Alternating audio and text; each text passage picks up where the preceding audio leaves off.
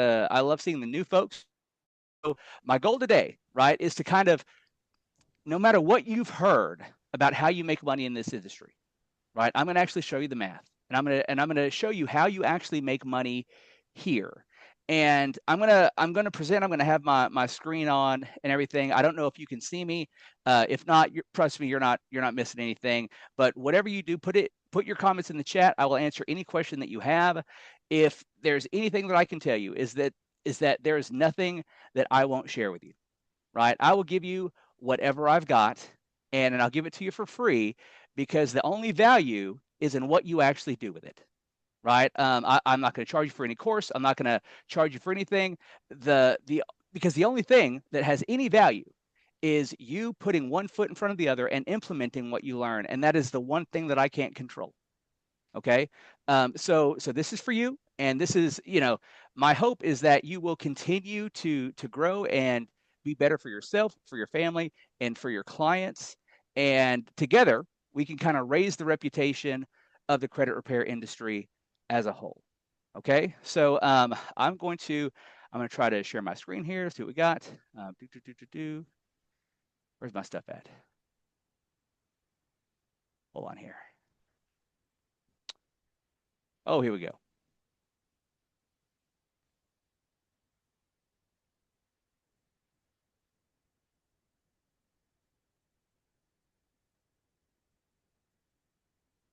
There we go. Okay. Can you guys, hey, Albert, what's going on, man? You all right? That background is badass, bro. Reminds me of my space camp watching days when I was a kid. Can you guys see the PowerPoint okay, or do I need to Yes. go full screen? You're okay on that? Okay. So this is going to be called how to double your revenue without marketing your ass off, right? But really, when I show you the math, what this could be called is how to triple your revenue without marketing your ass off. And I want to tell you why I'm doing it this way, right? And it looks kind of skewed. Yeah, I didn't know that. Oh, yeah. People are wanting it full screen, Dustin, if you can. You want full screen? Okay, Yeah. we're good there. Yep. Looks great. Okay, all right. The reason what Oh, there it is. I'll just kind of let you know how I get started. This was my first year, the very top, right? If you guys have been around any amount of time, you'll recognize this. Edgar knows what this is. This is ChargeBee. ChargeBee was back in the day when you were in Credit Repair Cloud. ChargeBee was the recurring billing software that you used, right? And these are kind of the receipts from ChargeBee. So just so you know, you see me that I started technically in September 6, 2020. By September 5th, 2021, I made $106,000. It took me the next year. I made 400. There you go. I was at 414.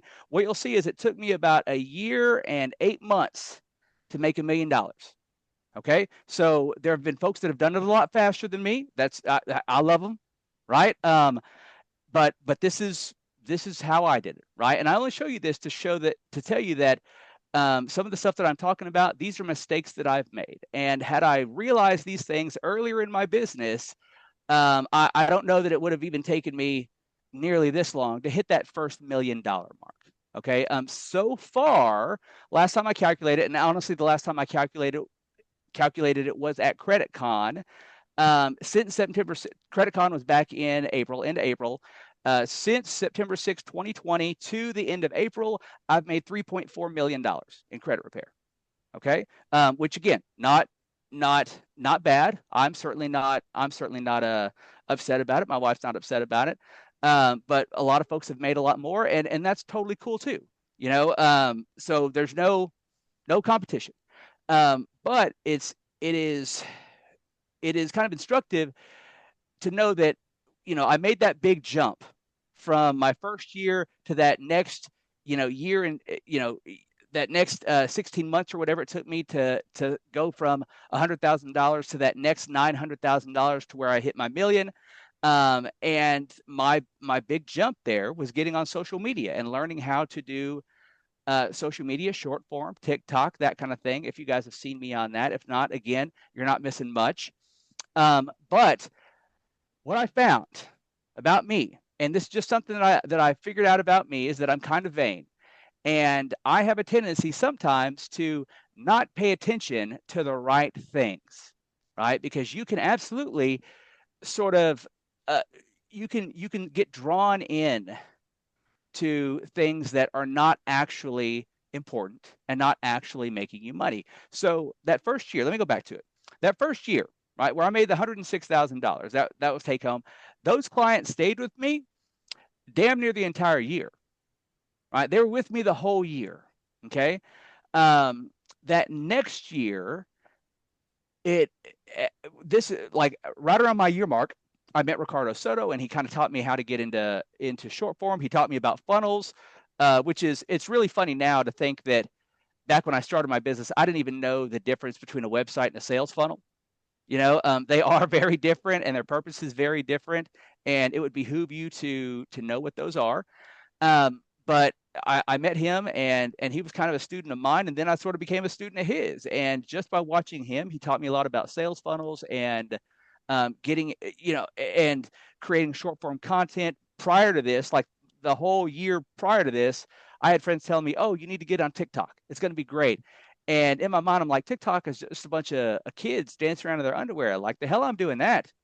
And it was probably the biggest mistake I've ever made, because obviously you can see the jump in revenue because of getting onto social media and learning how to do short form. Right. I have a short form class that I teach all the time, and I teach folks, hey, this is exactly how you sit down, how I film, how I edit. Here you go, and it's literally the exact same way I've made every dollar I've made since about September 5th, 2021. Okay, so I'll try to do that at some point for you guys. But this was the big jump, right? And as I started getting into social media, these are the things that I was paying attention to, right? I was paying attention to how many consultations did I get booked? And then, how many sales and new signups did I get? And this is a really, really intoxicating number for creators, right? It's really easy to get drawn into this. How many views did I get? Right? How many sales did I get from all that? How many consultations did I get? And the magic number was 100. Once you could get 100 a month like clockwork, you were really in business, right? And it doesn't take you that long to ramp up to that if you learn how to, just a few different tricks on how to make short form. I was thinking about my closing rate. I was thinking about optimizing my funnels. I wanted to automate everything. And the funny part is that second year, I damn near didn't talk to anybody in my business. Like I did the consultation, they came on, and I was very good at disputing. I've always been very good at disputing. And my thought process back then, which I realize now how stupid that is as long as I'm getting them great results, they don't ever need to hear from me, right? And that was dumb as hell, right? I wanted to automate everything. I was learning Go high level. And so I was trying to make these super conversational, automations, but we're all at this point now where we can spot a a automated text message or email a damn mile away, right? We can smell it. It just has like when you're looking at a click funnel, right? Like exactly it's a click funnel. You know that these things are conversational text messages that are automated. And I was trying to automate everything. It was a huge mistake, and I was focused on lead generation, right? And the main goal of this slide is down at the bottom. Like the main thing you need to see is that I was treating my business like I was selling a product rather than a subscription based service.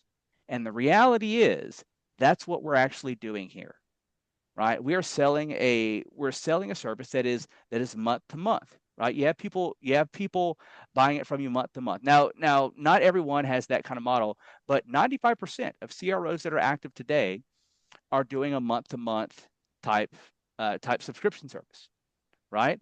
And here's the myth, okay? And this is something that I have seen a lot of people that have blown up on social media believe, okay? As long as sales keep coming in and they're hot and heavy, right? I can outgrow any churn or any client loss, right? And churn means that you might have them coming in, but they're going out just as fast. That's churn, right? Your churn rate is how quick these folks are getting back out of your program that you get them in. And here's the reality. right? The truth is that you might have high sales, but high sales is not the determiner of whether or not you have a successful business or not, right? It's not. People think that it is, and it's really easy to buy into that.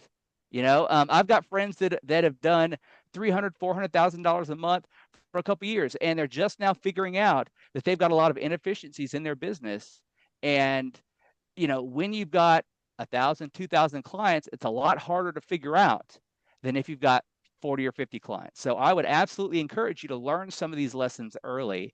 High sales will mask the inefficiencies in your business and rob you of very valuable insight that you need to actually become a CRO, to become a CEO of your company, right? That you need to see these things if you're going to become anything more than a money hungry sales machine, right? And you've seen these people on social media, right? I know you have, right? They make good content, but they don't know crap about credit repair, right? They just happen to be good marketers.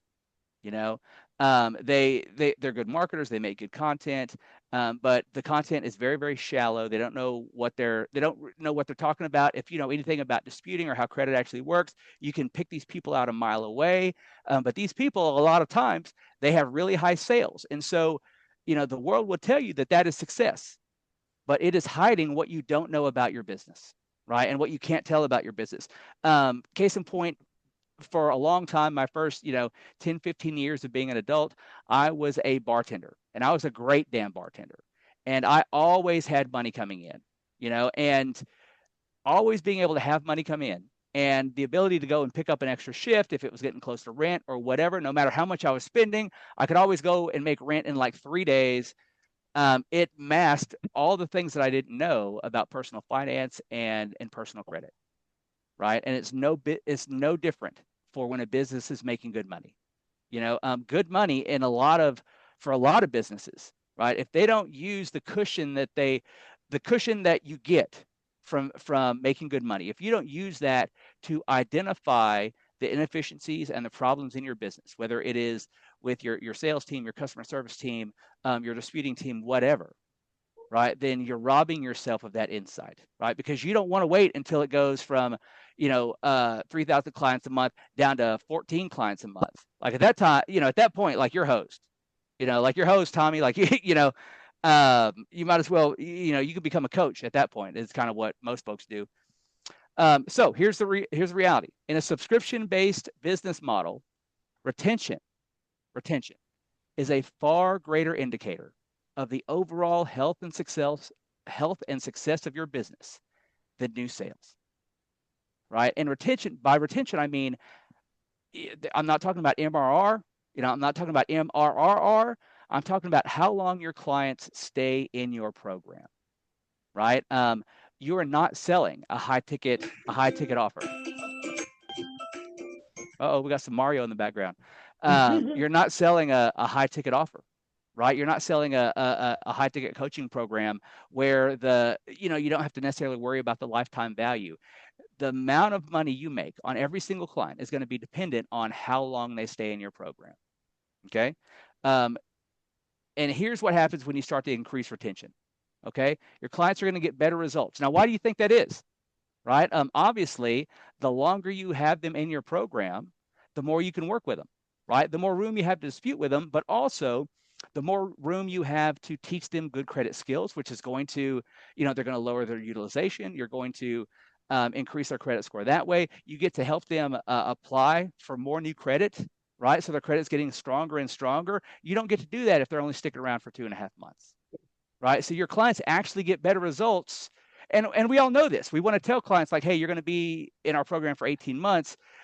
For most people, that means, hey, I'm hoping you're going to let me just dispute for you for 18 months, right? And that's the wrong answer. But keeping them in there will help you get them better results. Your client satisfaction is always going to improve while complaints decrease. My clients are with me for about a year. Like I mean, over 78% of my clients, 73% of my clients, something like that, are with me for at least 9 months, at least, right? I have happy clients. And you can tell because they don't stick around for that long if they're not happy. Your reputation is going to improve. Word of mouth referrals are going to increase. I will also say that your Google reviews and things like that will all be better. You're not going to get a bunch of better business reviews. You're not going to get sued. If anyone's ever gotten sued, then chances are your retention is an issue.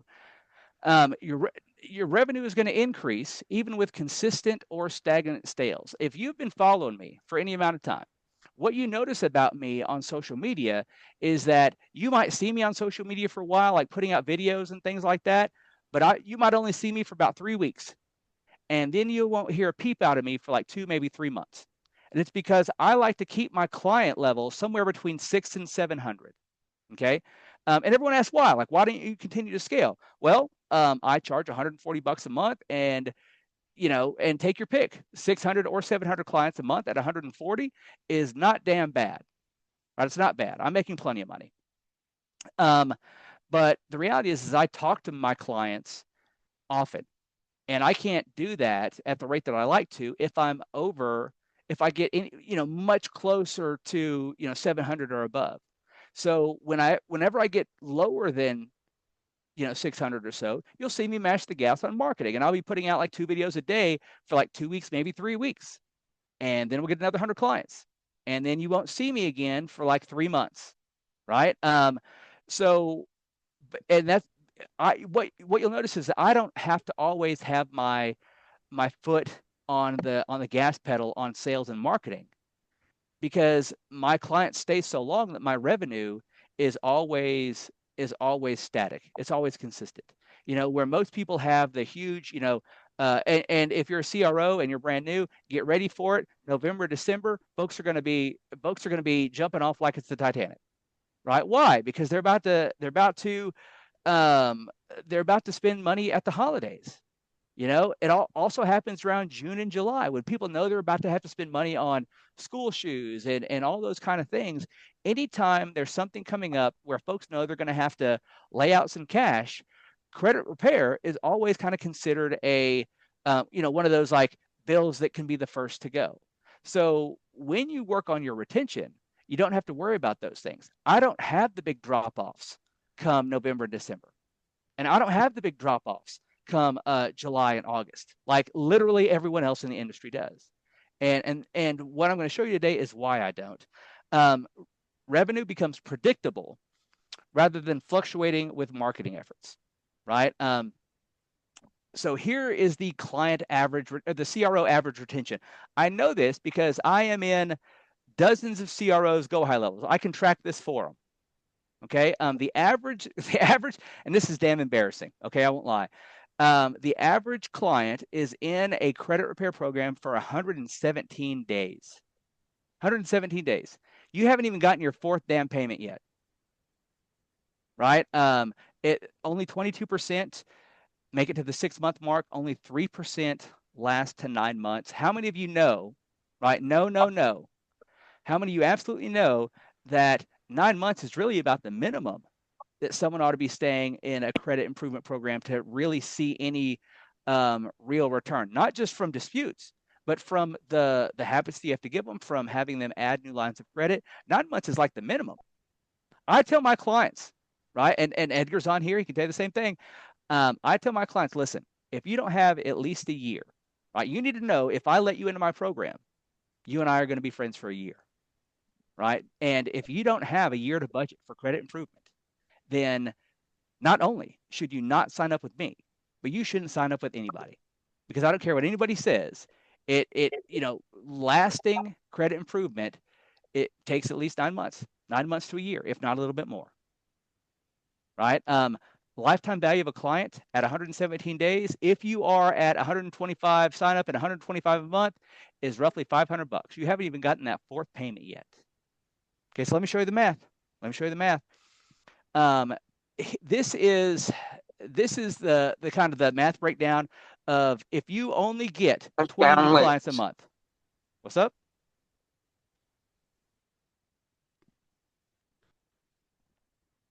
I'll take questions. You can throw them Make out. sure to mute. No, make sure you guys mute. Everybody's muted. Okay. Um, so this is the math on how it works out. If you can just get 20 new clients a month, for some of you, 20 new clients is a month would be like hitting the lottery, right? I think that if you learn even a little bit about creating social media, right, creating short form, then 20 new clients a month is a very, very slow month for you, right? I can do 20 clients a month when I haven't made a video in 4 months, right? Because those things are kind of evergreen. So over on the left, you see the difference. Like this is how the math works out on a 4-month program and a 9-month program. This is the difference in the math, okay? And this is if you can maintain a consistent 20 new clients a month. What I'm telling you is not much.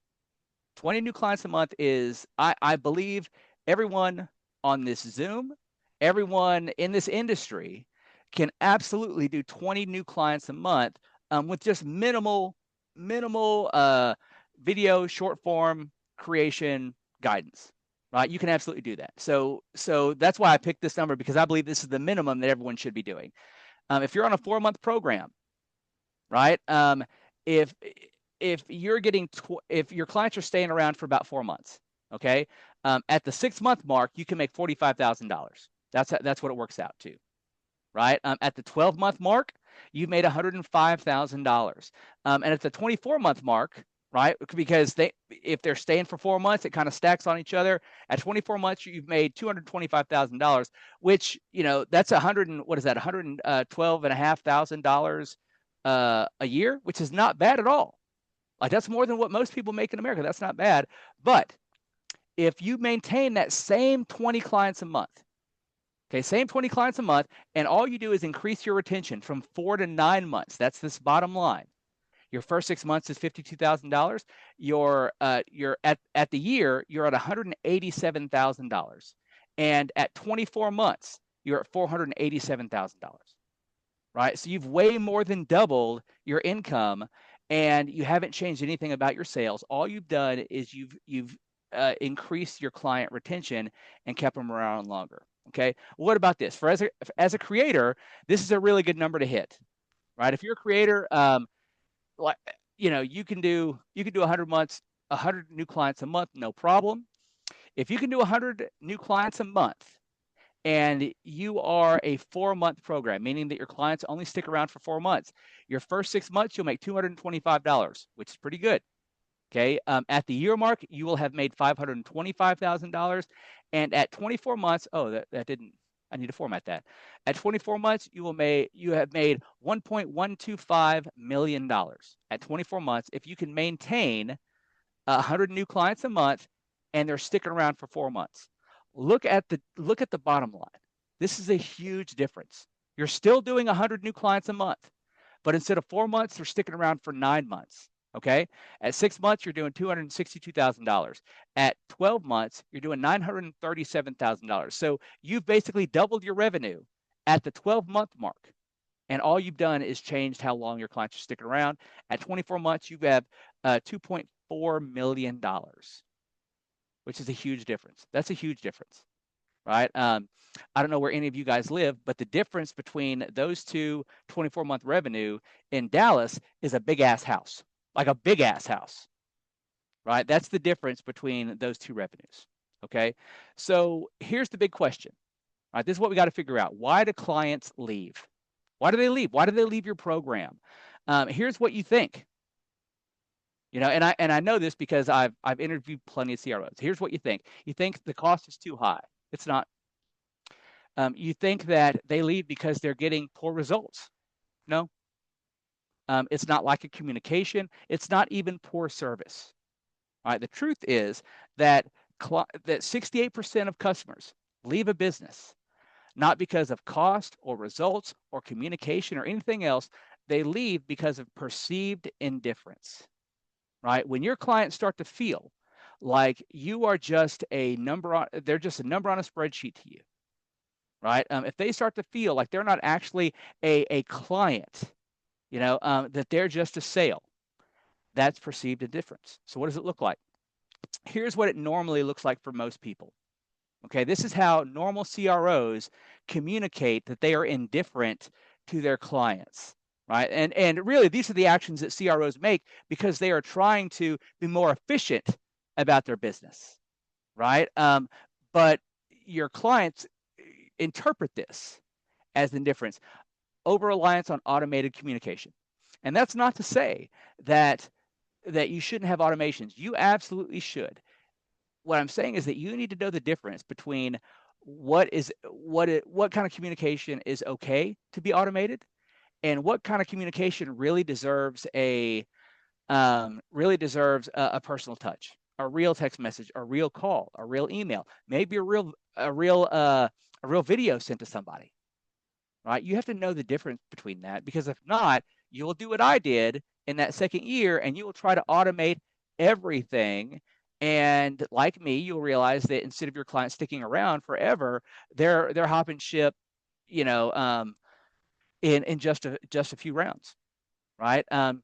Generic reporting without explanation or personalized insights. What this means for 99% of most people is that if you are sending that janky ass generic progress report that CRC or Dispute Box or literally every other credit repair software that I know of creates, that has, 18 things deleted, 19 things added, because they don't do the merge correctly, all these things, right? If you're sending this out, then that's generic reporting without an explanation, right? And that's what most people do. They don't communicate with their clients at that point. All they do is they send them this progress report that your clients can't read. Well, so hey, Edgar, you're on here. What is the only measurement that, no matter how much education you give somebody, you give a client, what is the only measurement that they know how to measure when they get that progress report?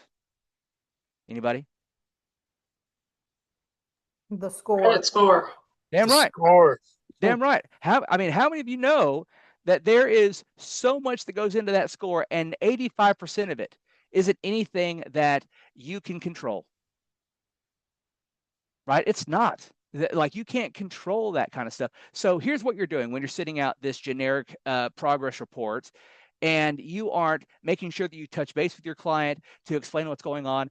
You are allowing your client to measure the quality of your work and the quality of your program based on something that you cannot control, right? You're allowing them to control the narrative and really create whatever narrative they want in their mind. You could be making miracles happen on that credit report. You could be, removing bankruptcies, repos, charge-offs left and right?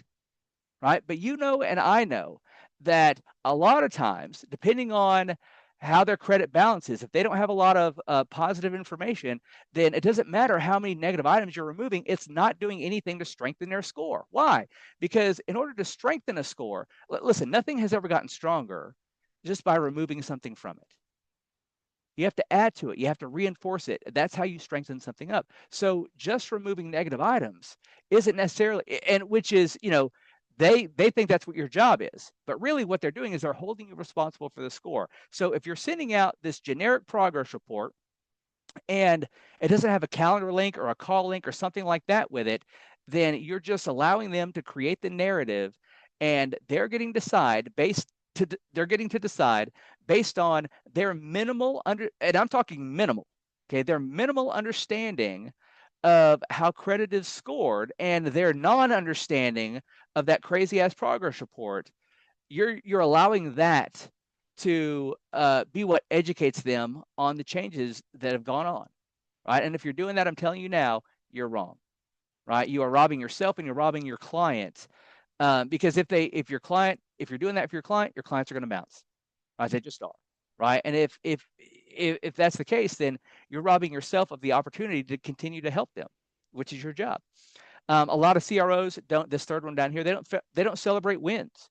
If they're automating everything, right, and they're not actually looking at the credit report as it comes in because they're just sending out a automated progress report, then they never have the opportunity to celebrate when the client makes the right moves, right? They don't get to celebrate when something positive happens because they're not controlling the narrative. And finally, they're not connecting their service to what the client's goals are. Okay, most CROs are convinced that what their clients want, the way CROs market is, hey, we're going to help you delete negative items, right? No, the hell you're not. No, you're not. That's not your job. You can't do that. What you can do is you can delete inaccurate items if you know how to dispute inaccurate, obsolete, outdated, right? Inconsistent. Those are things that you can help remove. But your job is not to delete negative items. And if that's what your clients think, then you have totally screwed them over. You've totally screwed them over. Okay. You, and what you really need to dig into is, why does your client want your service in the first place? Most people would tell you, oh, I want to get these collections removed. No, they don't. What they actually want is what they think is on the other side of those disputes, right? And I'm not talking about just a cleaner credit report. They want to be able to get approved for things, right? They want to be able to not have that gnawing angst in their stomach that they feel every time they think they might have to go and get credit for something. If they've got a flat tire, right? Are they going to go to Discount Tire and they got to pay for this thing in cash, or what? Like, they want the approvals that come on the other side of your service. But if you aren't connecting your service to those end goal those end goal approvals and that ease of life, then what you're doing is you're making them believe that your job is to remove negative items, and it's not. It's not. So here's the big question, and I want to pull this up. I absolutely want to see the answer to this in the chat. Where do you think retention begins? Oh, and I needed a space there, but I've got a hint down there at the bottom that says it is a trick question. It is a trick question. Where do you think that retention starts? Stephanie, I made this today because this would be a little bit different. I didn't do this at Credit Con, so this is just for you. Where do you think retention begins? Somebody shout it out. Where does it begin? Before they sign up. Yeah, Sure. day one. Sure. First call. I think that's a little bit too late. Retention begins with how you market. All right, retention begins with how you market, right? And I use some case studies, right? But I want you to see the very first dot there, right? Not the one that says be careful what you wish for. The one that says clickbaity marketing attracts clickbaity clients that expect clickbaity results, right? So if the way you are marketing is based around clicks and likes and follows and shares and all that bullshit, then you are going to get clients that are swayed by those things, right? If you can convince somebody that, and I've seen them, like like, if you guys have been following me on social media, I call that stuff out fast, right? These old FERPA violate, all this kind of stuff. Oh, you don't got to pay your hospital bills because I can get your collection removed, all that stuff, right? If you create clickbaity content or you do clickbaity marketing, and this could be in your ads, right? It could be in your messaging, your direct messaging, once someone fills out a lead form. If your stuff is clickbaity, then who is that going to attract? Clickbaity people, right? People that are attracted by clickbait, and they're going to want clickbaity results. So your retention actually starts with how you market, because your messaging needs to absolutely be consistent from the very first time they lay eyes on you or learn about you at all the way through your entire program, right? So if all you market on is deletions, oh, look how much debt I got removed from my client, right? There's some of you in here that are like, oh, should I not, yeah, I'm talking to you. If those are the kind of things that you market on, those are the clients that you're going to get, right? So what happens is, if they're not getting those clickbaity results, they're gone, right? They're gone. If you aren't setting expectations correctly on the consultation, right, that absolutely affects your retention. Now, I'm not going to get into TSR or anything like that, whether or not you ought to or should not be doing consultations. That is for people much, much smarter than I am, right? But what I'll say is that literally every contact you have with a client, you're going to be doing some form of vision casting and expectation setting. Okay, no matter what that is, no matter if that is in the messaging that you send via text message, right when they sign up on a lead form or anything like that, you are doing expectation setting. Okay. So it is absolutely your responsibility to set the correct expectations. But here's what I will tell you. Okay. One of my clients is a justice on the New York Supreme Court. Okay. This is not a clickbaity person. And I get clients like this because I don't make clickbaity content. I actually tell the truth in my content.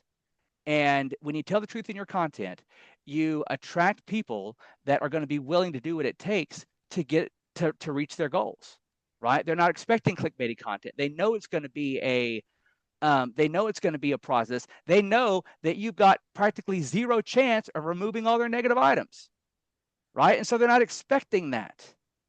So how long you keep a client depends on their very first interaction with you, which could be a social media video, it could be an ad, it could be anything like that. So it's even before you have the first conversation with them, right? It begins with how you market. And here's what I'll tell you: most most sales advice is garbage. It is garbage. Okay. If you guys heard my consultations, you'd be like, man, I can't believe this works. But it works because I tell them the truth, right? I don't do a whole lot of objection, objection, like, pre-planning out my responses to objections and all that kind of stuff. I just tell them the truth. Um, Most people will say that, hey, your consultation, you need to be letting the lead talk 75 or 80% of the time, and you're only talking, 10% of the time, maybe, right? And the other 10% needs to be silence. And I'm sorry, I'm not like that, right? My client comes in, they're telling me a little bit about what's going on, and I explain to them for the next 25 minutes how credit improvement actually works. I do way more talking, right? Because I'm having to teach out of them all the BS that they've learned on social media, right? I'm having to teach that out of them. But I mean, my close rate is off the chain, right? And my clients stay a lot longer. And like for me, I'll tell them like right up front, hey, let's go ahead and take off the table the possibility that you leave not just my program, but any program with all your negative items deleted, because it's not going to happen. Let's take that off the table, right? The possibility that every item you want deleted, qualifying for some sort of update or deletion, and having an error that could do that for it is very, very low, very, very unlikely. So let's go ahead and take that off the table, right? So they know in the very beginning not to depend on the dispute process, right? Not like that. But most marketing and sales advice that you get would not tell you to do that. Okay, so here's what you ought to do: you got to set proper expectations. Be unflinchingly honest. Unflinchingly honest. If they are not a good fit for your company, tell them. Tell them what they need to do instead, right? If you're looking at it and they've got and really what they have is about $120,000 worth of debt that is charged off because they haven't paid it, and they're still current, and they're not current on their bills even right now. That's not your time, homie. Right? That's not your moment. That is not your client. Right? Send them to a bankruptcy lawyer. That's the best thing you could do for them. Send them to Edgar. Maybe Edgar can settle some of that stuff. But that is not a credit repair client. And if you're trying to take it on, then you are more worried about your monthly fee than you are of whether or not you can take care of that client. Right? Validate their doubts. Validate their doubts. Um, People that come in, most of the time, they already worry about whether or not the dispute process can work, right? And I absolutely tell them that the dispute process does have limitations, and they should not expect all these negative items to come off, right? I validate those things for them. Like, I'm not trying to talk them out of of their belief. I'm reinforcing that belief, and it makes me legitimate and authentic, right? And people love that. So here's 5 keys, right? I'm gonna Kim, I'll send this to you so you can send this out to anybody that came on. 5 keys to easy retention. Okay, first, master the first impression. I'm gonna show you exactly how to do that. Second, world-class onboarding. This is huge, and most people screw this up. 3 is effective communication. 4 is how you manage your client success, and 5 is going to be intentional tracking. Okay. Go ahead, scan it. This is I want you guys to see, this is actually when someone comes in for the first time, right? I use a software called Dub. Y'all go ahead and scan it so y'all can see it. Okay, that's why it's there. It says "What's up, Credit Con?" That picture's still there. You'll see the video is actually different, but you need to absolutely master the first impression with your client. And I will tell you that because to this day, I'm still the only CEO of a decently large company I know that does this. Okay, this is a software called Dubb, Dubb, and with Dub, it will allow you to create a video in real time. This obviously is on my computer. When you watch the video, you can see it's the background that I've got right now. It's the same shirt, same hair, same face of my grease or grease on my face. And what it'll allow you to do is make a real time video just welcoming Stephanie, welcoming Allison, welcoming somebody and saying like, "Hey, Allison, I saw that you had requested some information.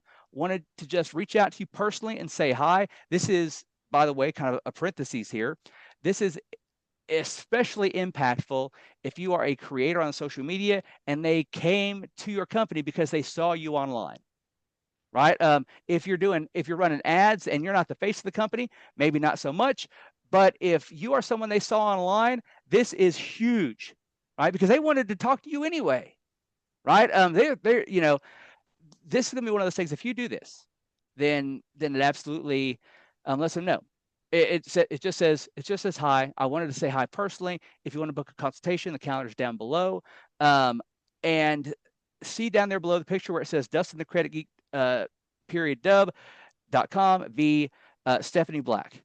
Right. The reason I really like Dub is because it allows you to alter the back end of the link to put the person's name in it. So if I sent this to Stephanie, if I sent her a text message that said, "Hey Stephanie, it's Dustin, the guy from TikTok. Yes, it's me. It's not actually a bot. I saw that you had requested some information and just wanted to touch base with you personally. So I made you this video down below. Here's the link." And if she sees that it has her name in it, she knows 100% without a doubt it's not spam.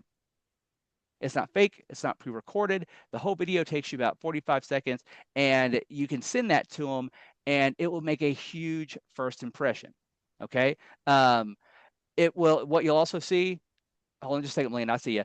What you'll also see is it's got a button down below. Dub will allow you to create calls of action on those videos. So if you guys click the call to action, it'll take you to my calendar. It actually doesn't for you guys. It took you to the Rickroll video, which I just thought that was funny. But for a real person, that takes them to my calendar, right? So now all of a sudden they've got a personal video from you that they had to click onto, and they were hoping to see you anyway because they saw you online. So they're actually getting to hear from you in real time. And down below the video, you put a calendar link, right? Huge first impression that literally no one I know of does this. Melina, what do you got? So just to confirm, in this video, I know I kind of listened to it a minute ago, but you were addressing us. Do you say, "Hey, Melena Lopez, I noticed"? Do you actually do you make a video for every single prospect and send it, or are you sending it like, "Hey, this is my first impression video"? No, I mean, it takes me 45 seconds to make this video. This is what I'll tell you. This is what I say, right? And I've got it down. I've got it memorized. And I have this set up so that in Go High Level, when someone fills out my lead form, right? It doesn't take them to my calendar. I get a notification, right? I get a notification, and whether I'm at my computer, pardon me, I'm at my computer or I'm out on the road, whatever. I've got the Dub app on my phone, and I can take 30 seconds right there, record a video just like I'm recording, just like I'm taking a selfie. And I can say, "Hey, Melina, it is Dustin from Rocket Financial Services. Happy Thursday evening. I hope you're having a good night. I saw that you had requested some information, so I wanted to touch base with you personally and see if I could find a time where you could, my team and you could touch base, whether it's me or somebody on my team." Okay, what I'm going to do is I will put a link right down below this video. Click it. It'll take you right to the calendar. I've already cleared off some time. You just pick a time that's good for you, and we'll reach out to you then. It's not going to be a sales call. We're not going to have you sign up for anything. It's just for us to help you figure out where your credit is and what steps you might want to take to get it where you're trying to go. Okay, so enjoy the rest of your Thursday. Hopefully, we'll be talking to you soon. Take care. Okay, so I'm going to jump in here, Sure. Justin, and I'm just going to let you guys know. So this is hugely successful. Okay, I'm going to tell you guys this Wildly for a successful. fact because I know because I have done it. In 2010, when Bomb is another one you can use, does the Yep. same kind of thing. I used to use Bomb, and we did the same thing. Those were the years where we were running, 700, 800 clients a month, just like Dustin. This is a game changer, you guys. If you take nothing else from this entire talk today, this is one of my favorite things from this entire talk that Dustin does. This is the one thing that I know, absolutely know for a fact works, as well as the fact I'm going to reiterate what he says. Do not talk about deletions. Right. I never even utter the word deletion when I talk to a client ever. They never even expect a deletion because that's not what we're doing. Right. Right? We're getting them to their goal. We're getting them from point A to point B. If they would need to buy a house, that's where we're getting them. It doesn't matter what's deleted. So if setting the expectations and these videos, I promise you just implement this one little thing into your business, what he's showing you right now, and you will have a massive increase in calendar appointments or customers who feel that you care about them because you know why? You said their name, Right. right? It They makes know them it feel wasn't very seen. generic. You didn't just create a little, and don't do that. Don't just create a generic hi video. You have to say their name. That's where the power lies Right. Like in these videos. in the same way that we know a generic text message, saying their name in real time. And what you'll also I see, have a like when you, question too. who is that? Who am I talking to? Damon? Give me just a Yeah, I second, do. Bubba. Hi, Okay. Wendell. I see you with Damon. your camera not on. Wendell, I see you. Um, Oh what you'll God. notice, hey Bubba, what you'll notice when you look at that, when you do the QR code, it allows you to make a title for the video too, right? So it says, hey, hey, Credit Butterfly, right? Made on October, whatever the damn day is, October, whatever, 2025. So it lets them know like when it was made. You can I also put their name in that. So hey, video created for Wendell on October whatever, right? So all those things make it the little details there. Like sure, you could make a generic video. They would know. And this would ultimately end up having um, the same impact as a generic as text message. Making it in real time, and you don't have to do it right then, right? Anytime between the day of when they filled out your lead form or whatever, this is wildly impactful, Okay. Um, so let's talk about world class. David, you had a question, real quick. Yeah, I don't want you to touch on it very much because it might be a little, really in depth. So, do you have that set up on Go High Level where you Mm-hmm. just drop that link in I'll tell you. and then it automatically sends them the like a automated message with that link? Yep. So I created a Awesome. snippet, right? I created a snippet that says that's where it would say, "Hey Damon, it's Dustin from Rocket," and I put little rocket emoji in there. Saw that you had requested some information. Wanted to say hi one on one. So I made you this video down below, and I created a custom field in Go High Level called Dub Welcome Video, right? And so when I create this snippet, when I'm writing the text message out, it has that custom field in it, and it says, below that it says, oh, there's also a link there's also a link on the page to my calendar. If you want to chat, hope to talk to you soon, right? And so, and then I created an automation that basically the trigger is when that field changes, then it sends out the automated text message, right? So all I have to do is I create the video. It gives me the link. I put their name in it, save it, copy it, go over to High Level, and just paste it in there, paste it in the custom field, right? And I have it right below their name in contact information.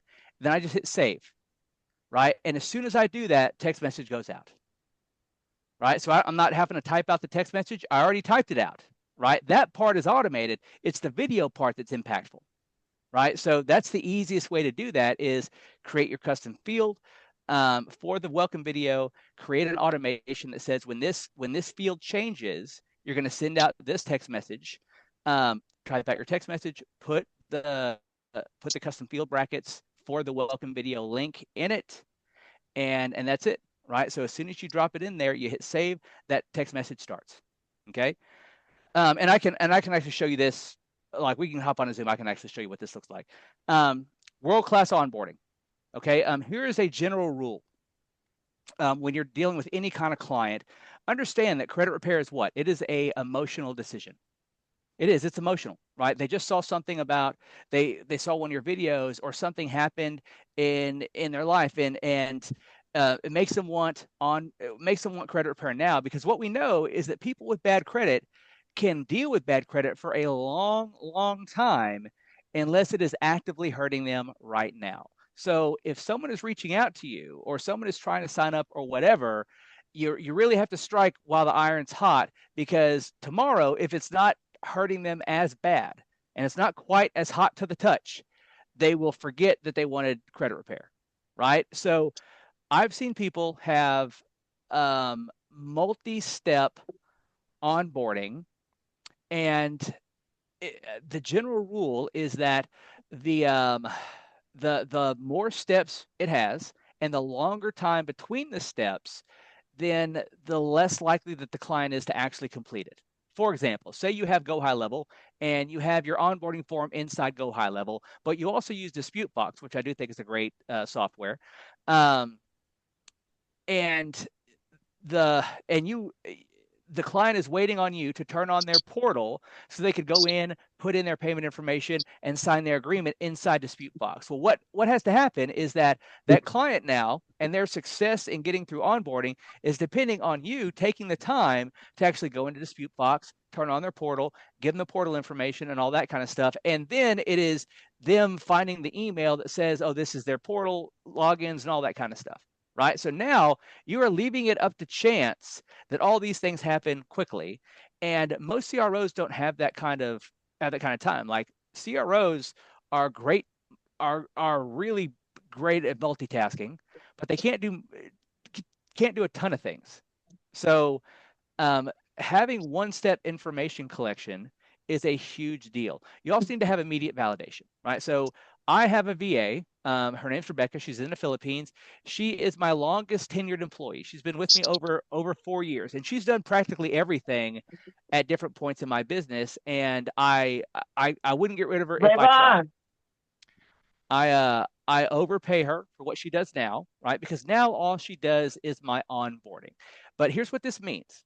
When someone fills out their onboarding form, and for me, it's onboarding form, it takes their documents, it takes their payment information, it immediately sends them their agreement, it sends them to Smart Credit, where they can get their credit monitoring, and collects their credit monitoring credentials.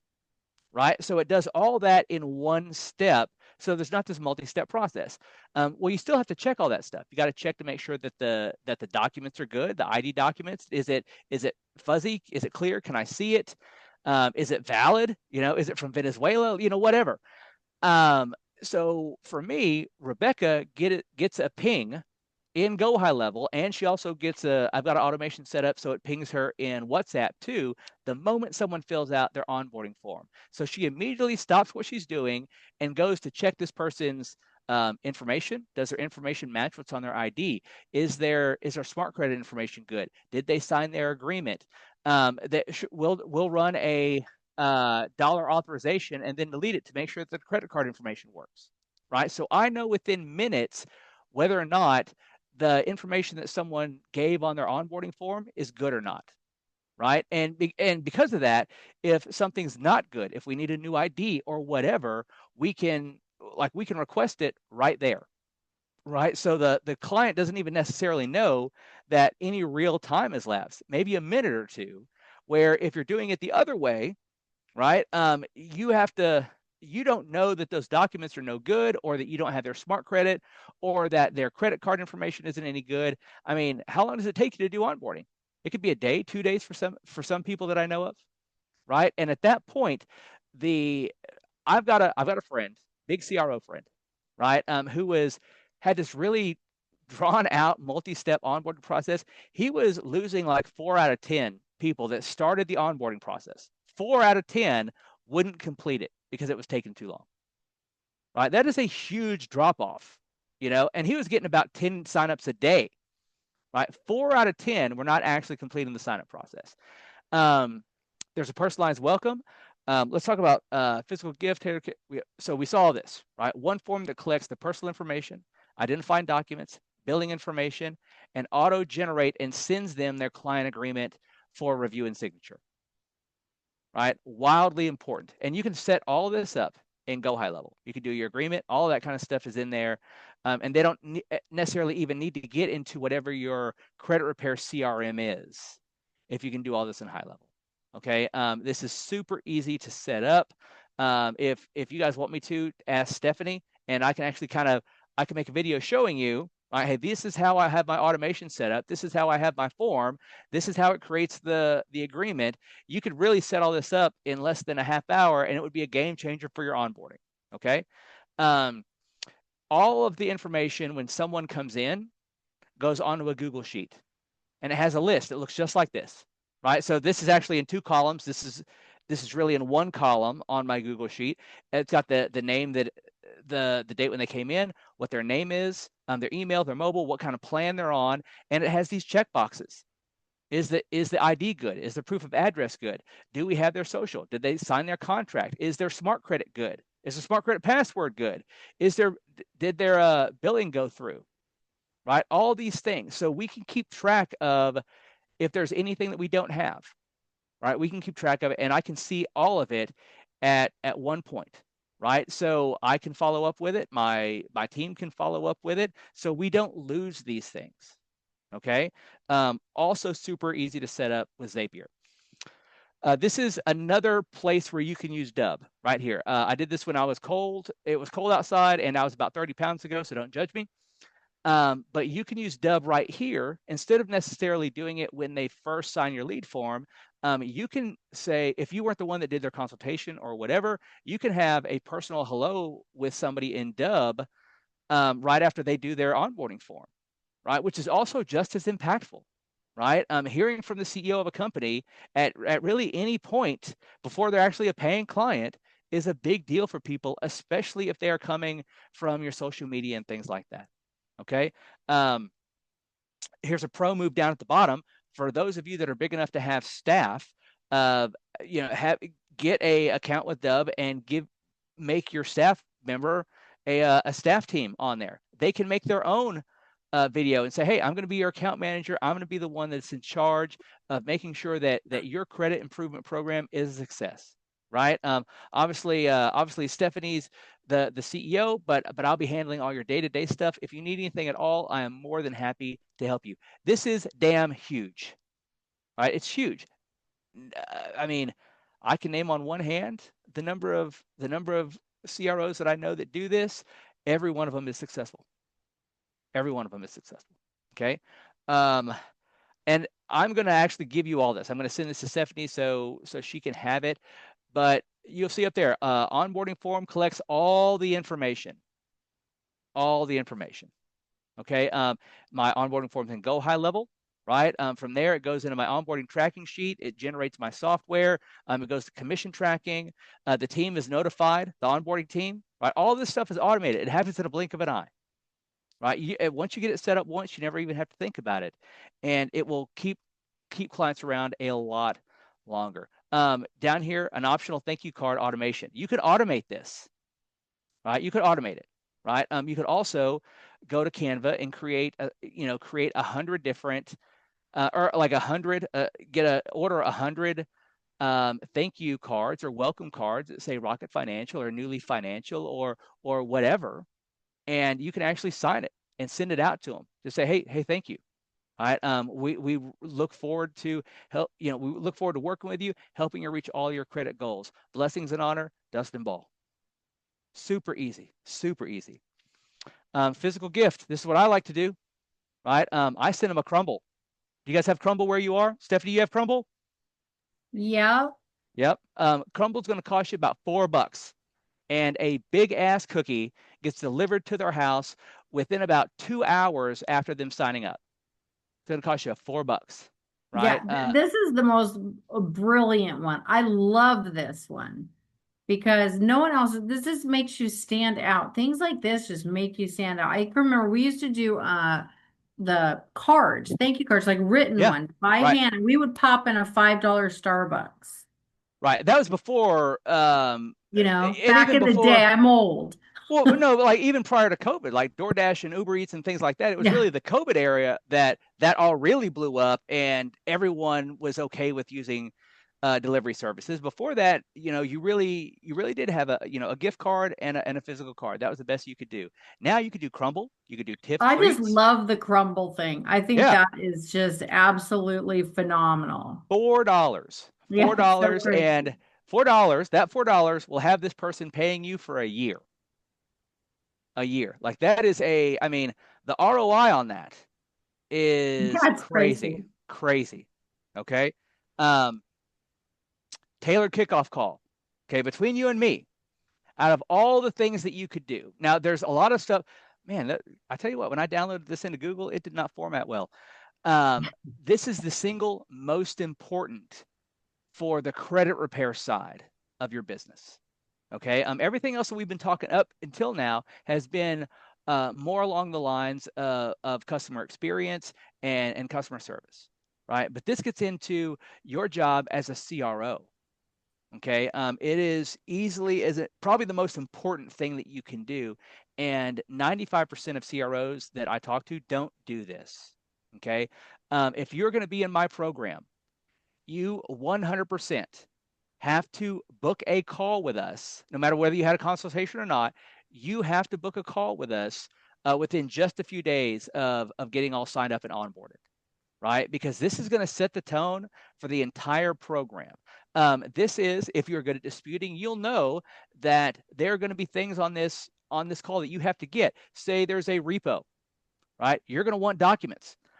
Hey, I need to see your retail installment sales contract. Did they give you notification of how the car was sold? Did they give you the opportunity to go get your items out of the car after it was repoed?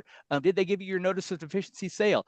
These are things that a good disputer has to have, and this is where you get them, right? This is also where you start giving them instructions on things that they're going to need to do, right? This is where you're going to be telling them, hey, you and I are going to be talking about once a month, like once a month at least. Every time we reset your credit report, we pull a new one. We want to talk to you so we can talk about the results of the last month, right? We want to see how you did on the tasks we gave you, and we also want you to be able to keep us accountable for the things that we were going to do, right? Because this is going to be a team sport, right? There's going to be things that only you can do. There's going to be things that we are responsible for doing, but we have to do this together. This is where you can really work on their budgeting and their utilization. Okay, which for all of you that notice a lot of your clients are have a lot of payment failures, right? This is how we get around that. We not get around it. Like we help them work on their budgeting and their utilization, right?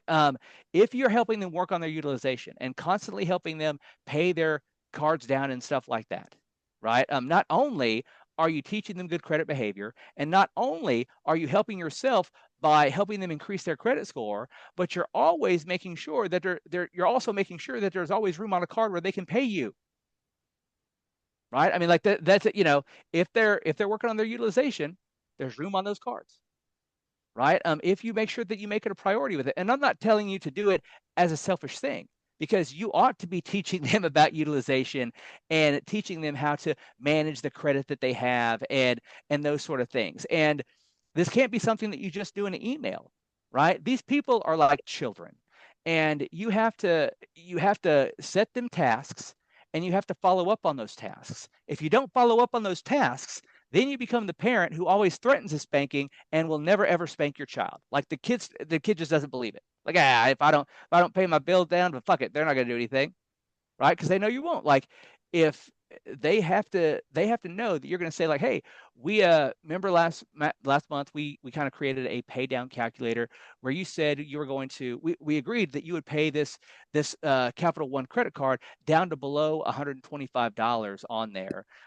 You only got it down to about 175, and that's okay, right? Big applause to you for doing for taking that step, right? Let me know, was the amount that we chose, was it a little bit too much? Was it kind of out of budget? Because I want to make sure that when we're creating these pay down calculators for you, we're actually being reasonable with it and not being over aggressive to where it is hurting your budget in other areas, right? So help us know. And that's the kind of way you do it. If they know you're going to talk about it, but not necessarily in a punitive way, then they buy in much more easily. They're not resistant to it. Okay. And especially if you, like me, the second half of your program, if like mine, is our goal is to help you kind of strategically and intentionally apply for progressively better and better lines of credit and credit cards, because that's how you actually strengthen your credit. Well, you know, and I know that if in your dispute process, if you haven't helped them get their utilization down to an acceptable level, then it doesn't matter what kind of miracles you're working on their credit report in terms of deletions. No bank is going to lend them a dime, right? If their utilization is out of whack. So at that point, their goal for hiring you has failed, because what they want is approvals. You know, they want to be able to build their credit. They want approvals. And so if they can't get those approvals, even if you did get good deletions, because you haven't taught them and really held them accountable for keeping their utilization low and continuously paying down their utilization, then you're not going to be able to help them get any new cards, because those banks will not allow it. Right? That is a risk factor. Okay. You want to communicate expectations. You definitely want to take notes. You can do this all automated. If you do this on Zoom, or I mean, not on Zoom, if you do this on Loom, where even if they're not on Loom, you're just recording the call as you're on it. Loom will create notes for you automatically, and you can send those notes to your client so they remember what you talked about. All right. Super easy. Here's another one where it's not formatted. You want to engineer quick wins. The more quick wins you can get for your client, the more they will be invested in the program, because they'll start to see right away that you know what you're talking about. Right? They need to see an ROI very, very early. And this could be anything. This could be removing personal information. This could be those changes in utilization, right? Low hanging fruit, new lines of credit.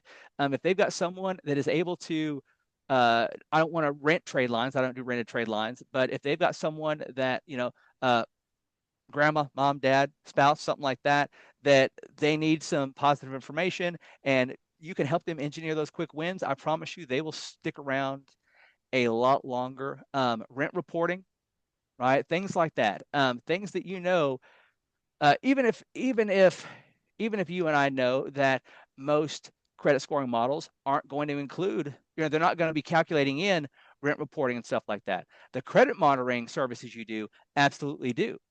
And so having things like that on there will help them out, and they will stick around longer because they believe in your process. What time is it? Oh, it's 7. I've already gone on a little bit too long, but this is what So I'm just gonna very quickly tell you guys, like everybody knows that comes to my weekly classes, I cut my classes off at exactly 5 o'clock. Now I know Dustin cannot possibly hold his stuff to an hour. So we already discussed it. So I'm just letting it go for tonight, and we're just gonna just go on until he finishes, because this is very valuable information. And I know you guys are going to have questions, so we're going to hang around. We're going to answer the questions as long as you guys need to get everything answered. So, but I'm enjoying the class. I hope everybody else is enjoying the class. So I hope you guys can forgive me for going over it today. So go ahead, Dustin. Yeah, Keep it and going. if you got to hop off, then understand, again, like this is all going to be recorded, and I'm going to give Stephanie this PowerPoint so that she can have it, and she can share it with you guys as well. I think Albert had a phone call. Let me get this out of the way. Albert, you had a phone call, or you had a what's it called? A comment, a question? Okay, well, we're getting good response in the chat, so you can just keep on going, Dustin. Yeah, Okay. yes. The kudos to Stephanie, because when you sign up for Credit Butterfly, you get quite a gift. Okay, it's not just pastry or that. It's a surprise, and I mean it makes you know that you're welcomed, and I'll leave it at that. So sign up for Credit Butterfly, and you'll get quite a gift there. And So I was, you know, Well, thanks for the shout out, Albert. I've had the, I've had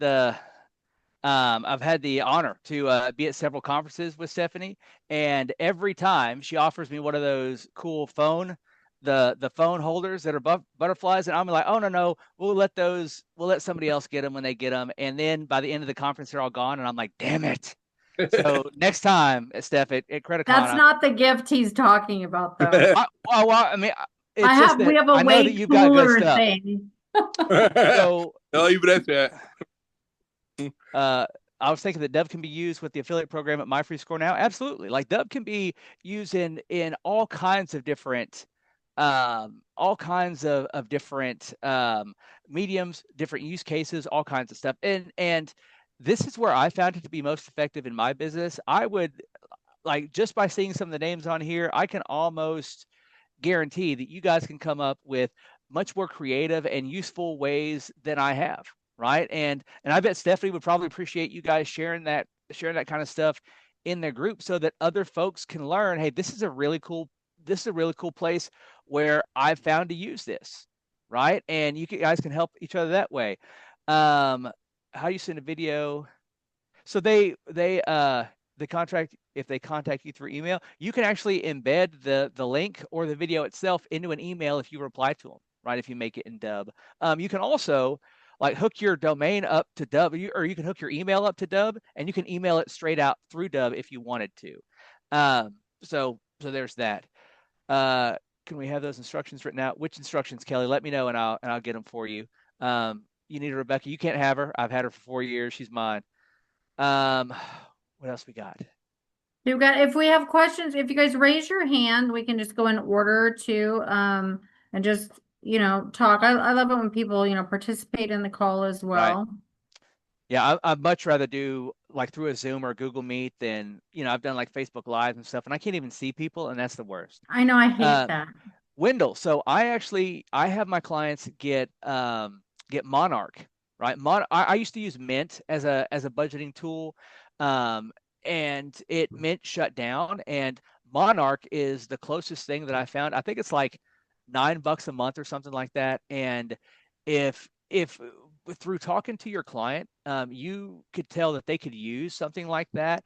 I've never had a client I'd never have a client that really needed it that could use it.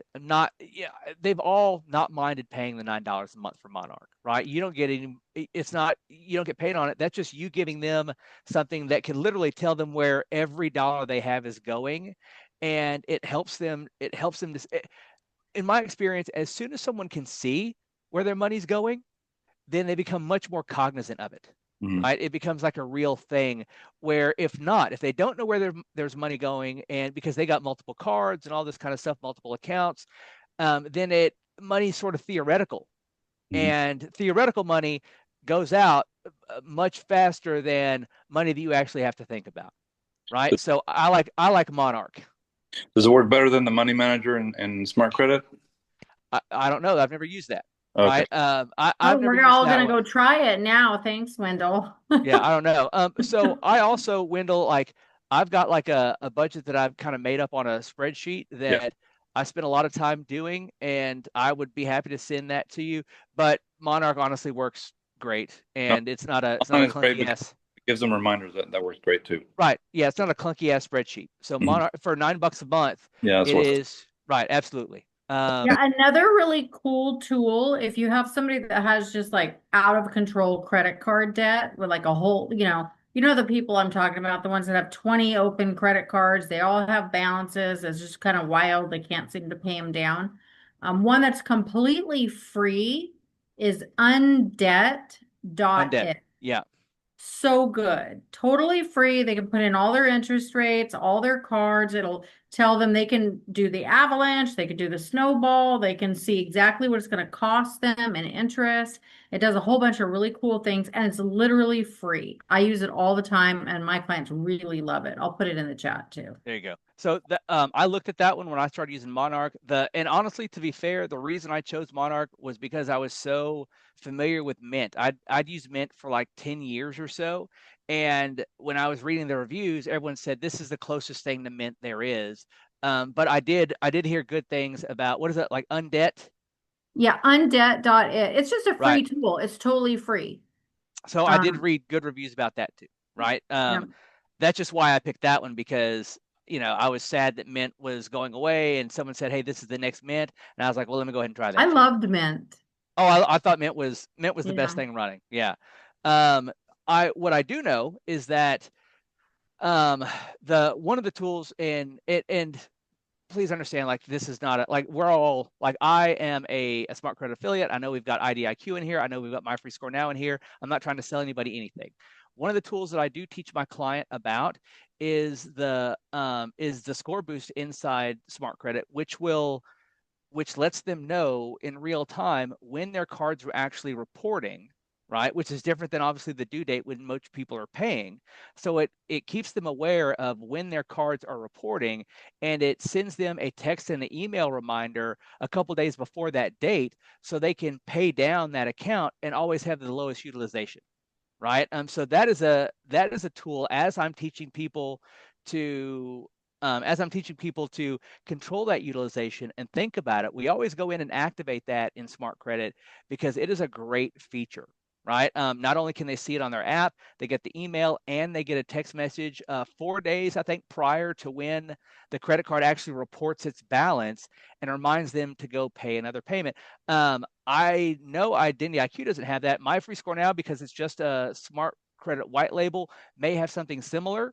But that is a really beneficial tool as well. They've got it, Cynthia. They've got. I think Milena Lopez had a question. She had her, oh yeah, she put her hand back up. She had her hand up first a while ago. So maybe Melanie, what do you got? Hi, good evening. Okay, so you were talking about Monarch $9 a month, and then you give access to your clients. Is that what you? Okay, that wasn't my original question, but um, you kind of answered a lot of them. The VAs, when you have a VA, how are you training them? Like, do you personally train them? I mean, well, this is one you've been with for a long time. Like, I'm on the verge about to hire a VA because I can't do all of my prospecting calls, but then I'm so scared because of that personal touch that I do give, and my referrals come from a lot of great relationships and networking groups that I've built, and I'm so scared to give that up.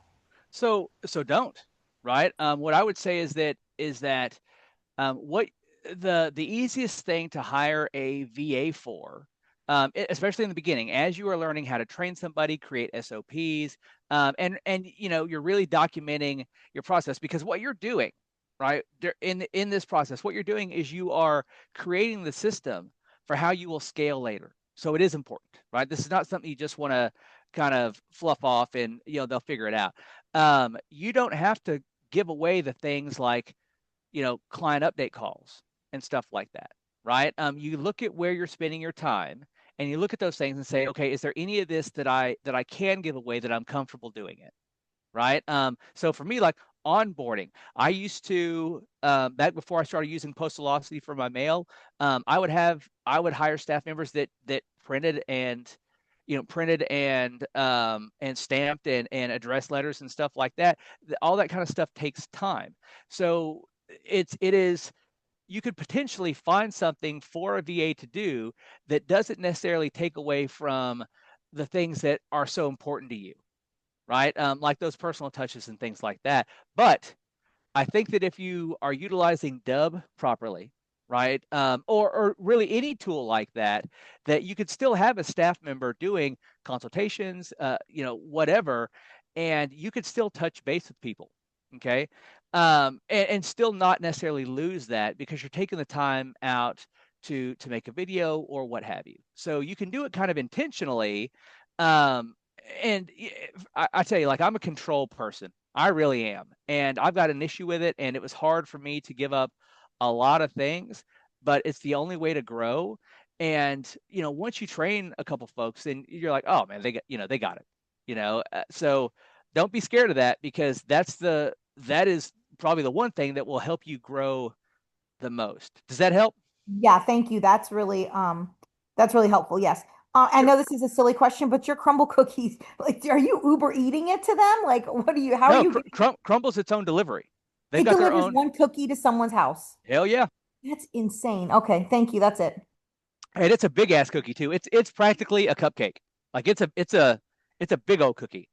Bobby, what do you got? Hey, I just wanted to know if you could give us some more information about the credit card, like when to open what cards and what cards to open at what level. I know it's a Sure. lot more than you could just explain here, but Yeah. So yes and no, right? The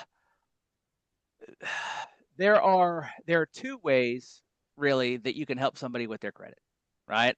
You can help them dispute off the inaccurate information, which you and I know. Like, Bobby, you've been around for a while. We know that we're not getting all that stuff off, right? When you have someone apply for credit cards, is absolutely going to be based 100% on what that person's situation is. And I didn't understand this in the beginning, right? Because in the beginning, like, I'm charging $80 a month or some kind of crazy stuff, and I'm trying to get in whatever money I can. So I've got these, my self lender code, my Capital One, and all these kind of things. Everything that you have that you can basically have an affiliate code for as a credit repair company, those are all tier 1 lines of credit, right? Anyone can get that shit. Your client might not need tier 1 lines of credit, depending on how their credit profile is set up. So the only time I have someone, my dispute process is only about 6 months long, right? And I tell them that up front. Listen, if there's an error that exists on one of these accounts, then I can find it and I can leverage it for removal in that time frame. And if not, it doesn't exist, right? The error is not there, right? I can find it, and I'll tell them, like, hey, I know that there's companies that will dispute for you for 18 months or 2 years or whatever. That's just not efficient, right? We're trying to get you in and out of the program and get you to the point where you've got that functional credit where you can use it to get approved for the things that you need. So, sure, you can continue disputing beyond that 6 month part, but at that point, it's like playing putt in the dark, right? I mean, like, the ball might fall in the hole, but not because anything that you did, just kind of, I mean, it's really luck at that point. So for me, I normally don't have them apply for any lines of credit until after the dispute process is over, which for us takes about 6 months. Okay. Unless the only but to this is if they literally have virtually no lines of credit that are reporting positively prior to that, right? Because at that point, like, best case scenario, you dispute something and all this stuff falls off because it's all bad. Well, what do they have now? Nothing, right? So you need to get, that's when those tier 1 lines of credit are appropriate. Give them 3 or 4 of those right in the very beginning, because if the dispute process takes 6 months, well, that a trade line that's 6 months old, is like, that is the first sort of mark to where it's actually considered a more of an age trade line, that 6 month mark. So by the end of the 6 month mark, it's already 6 months old. And the way that things are stepped in credit cards is the only way to get approved for tier 2 lines of credit is to have a few tier 1 lines of credit that you've allowed to gain a little bit of age, right? So the goal is that if you had to give them those tier 1 lines of credit in the beginning, you gave them the good skills all the way across. They're keeping the balances really, really low.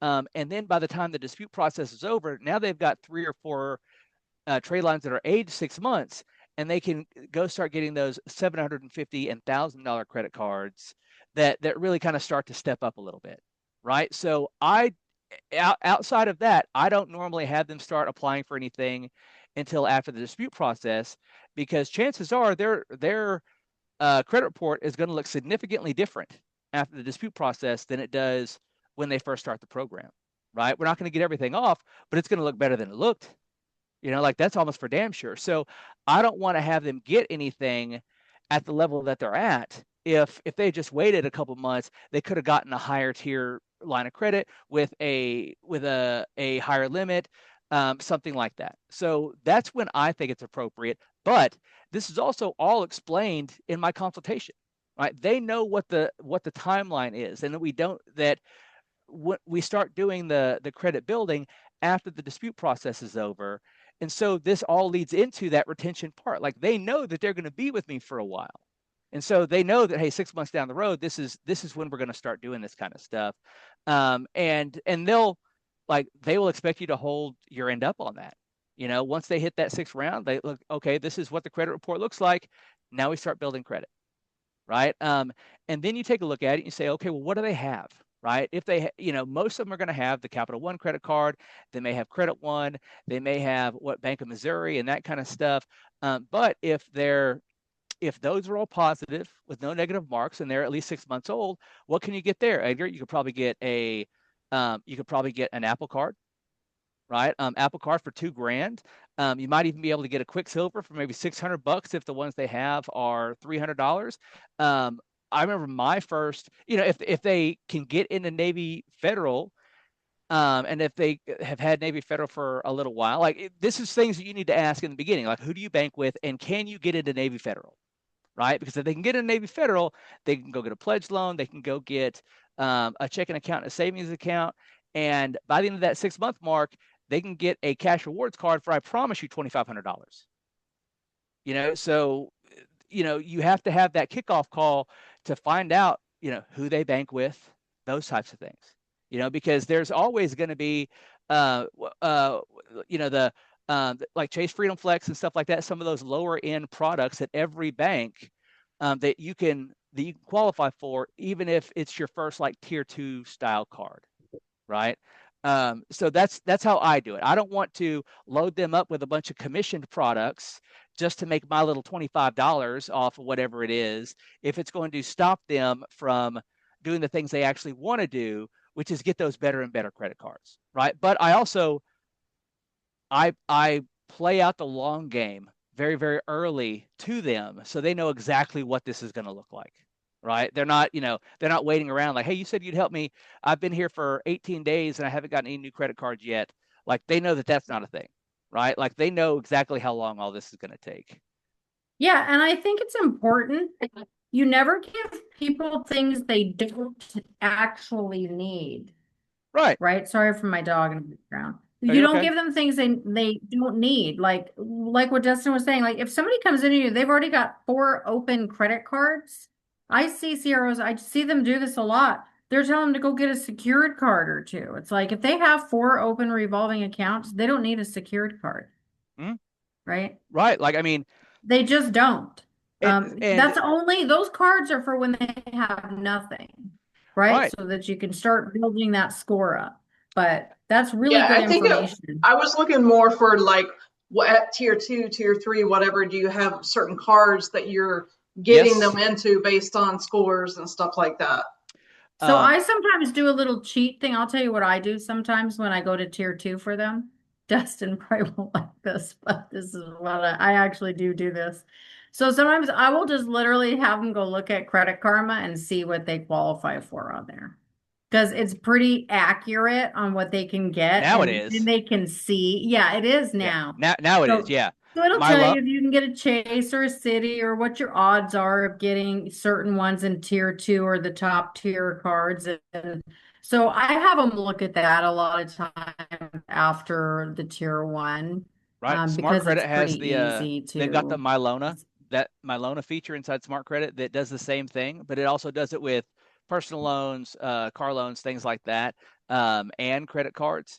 So that's Okay. always handy. You can also I if haven't they've even got, used that. I'm going to try that. yeah, that's more accurate than Credit Karma is. I don't know why And I've never and looked it's at that. I need to try that. Yeah, and it's much more diverse than Credit Karma is. But you can also, everyone ought to have a list of credit cards that will allow you to do a pre-approval without a credit pull, right? You can do it on Amex, you can do it on Discover, like you do it on, like there's a bunch of them. You need to know what those are, because if you aren't quite sure what someone can get approved for, right? And they're on that cusp of maybe like low 600s where their recent credit history is decent, and the negative items that are still there are maybe a couple years old, but they're last 6 months or last year looks decent.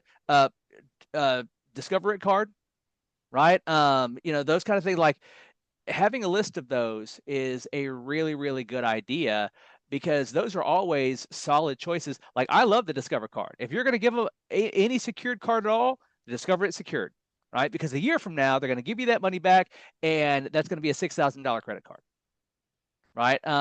There's also there's a website called Help Me Build Credit. It's a Hasidic guy out of New York actually runs this, and he's got a huge database. Help Me Build Credit.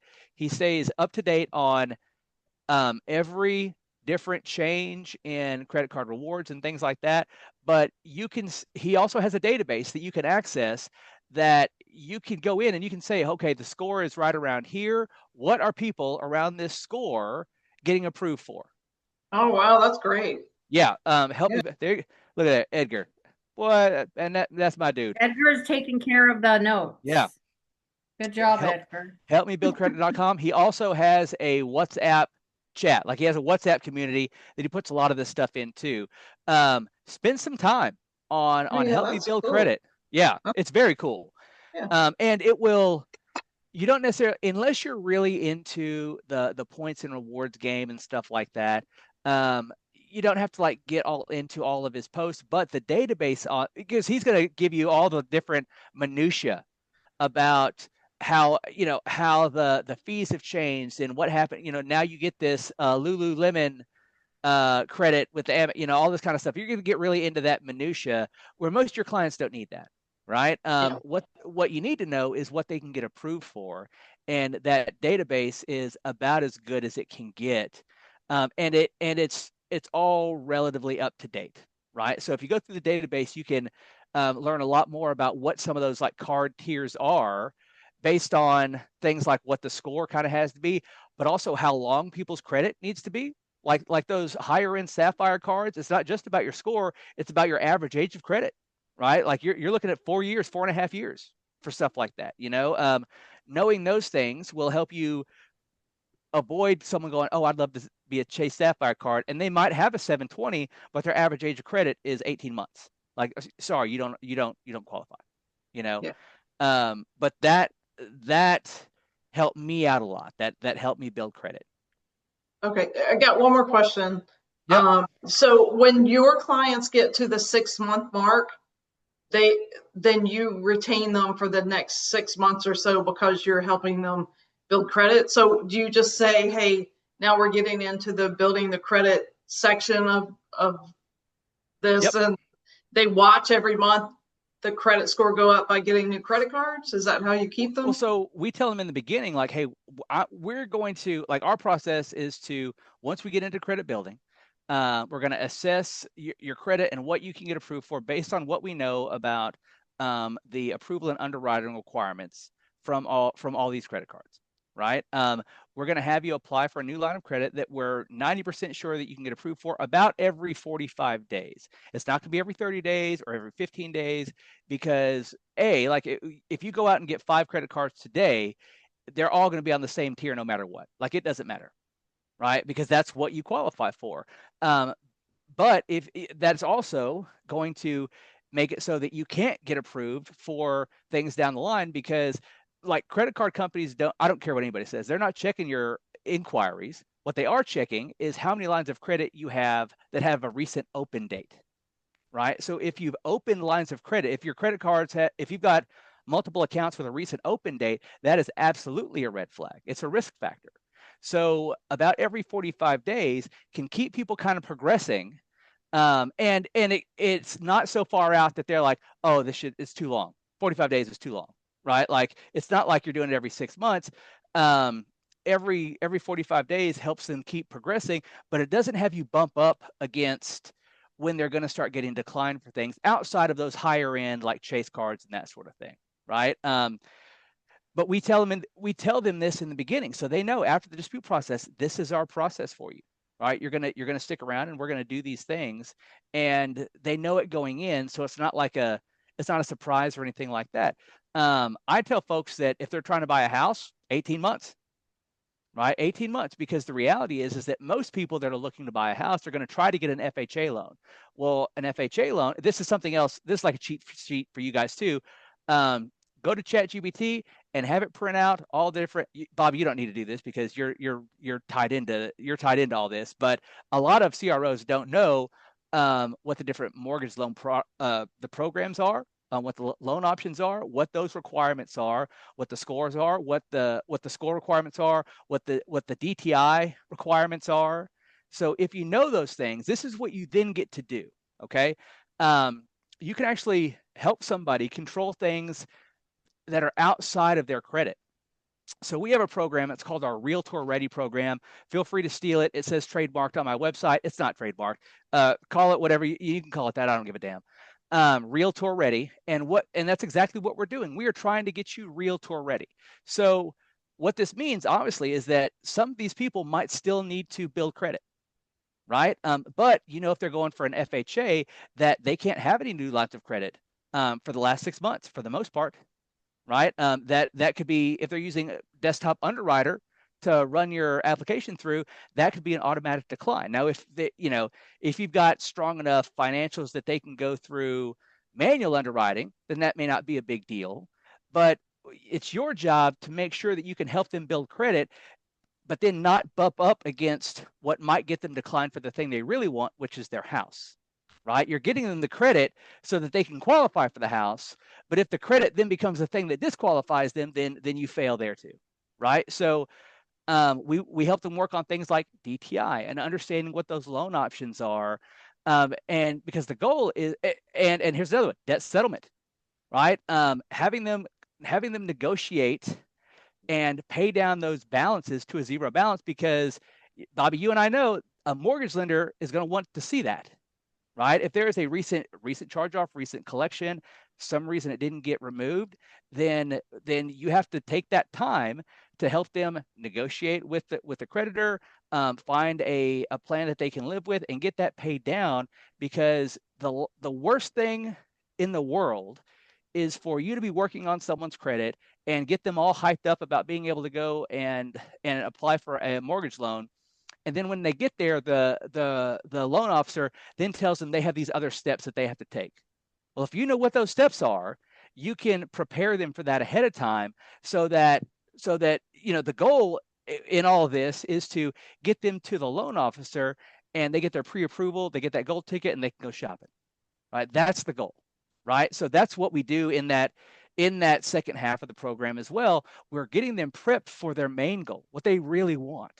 Right? And this is stuff that honestly sets me apart from virtually every other CRO out there, right? Most other CROs, no offense to anybody, they're just scalping tickets, right? They're running this shit through a credit report or through a software that's creating these letters, and that's what they really care about. They're like the gym, right? They don't really care about if someone's getting results. The gym doesn't. The gym doesn't care if you go, during the month, as long as you pay them that monthly fee, right? And this sets me apart from that, because my goal is to make sure that you can get to your goal, and I will do what it takes on the back end to help you get there, whether it's helping you apply for new credit, get prepped for a mortgage, all those things.